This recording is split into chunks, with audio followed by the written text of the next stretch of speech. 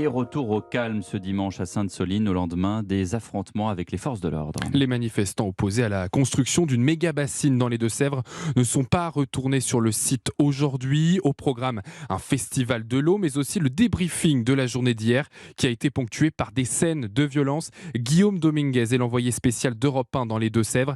Guillaume, le bilan de ces affrontements se précise. Oui, alors même si le bilan de 200 blessés côté manifestants annoncé par les organisateurs reste toujours à vérifier, le parquet de Niort a confirmé en début d'après-midi qu'un homme d'une trentaine d'années est toujours entre la vie et la mort. Il souffre d'un traumatisme crânien, une blessure qui serait liée aux échanges de projectiles entre gendarmes et opposants au projet. 2 autres manifestants sont toujours dans un état grave. Côté force de l'ordre, 29 gendarmes ont été blessés, dont 2 se trouvent en urgence absolue.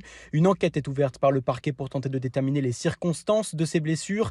Pour les organisateurs du rassemblement, la raison est toute trouvée. Il s'agit d'une stratégie de violence volontaire de la part du gouvernement, selon Nicolas Géraud, porte-parole de la Confédération paysanne. En tout cas, ça a clairement donné cette impression entre les interdictions de manifestation qui ont été mises très tôt et puis un déploiement de force totalement démesuré. La volonté était clairement de rentrer en confrontation, de se servir de ces images-là pour arriver à tuer le mouvement. Une stratégie de violence volontaire mise en avant par les organisateurs qui ne fait à aucun moment état des milliers de projectiles envoyés depuis le cortège sur les forces de l'ordre, comme en témoigne une vidéo communiquée par la gendarmerie. Sur les images prises depuis l'intérieur d'un camion de CRS, on peut voir des centaines de pierres, mortiers et cocktails Molotov s'abattre sur les forces de l'ordre.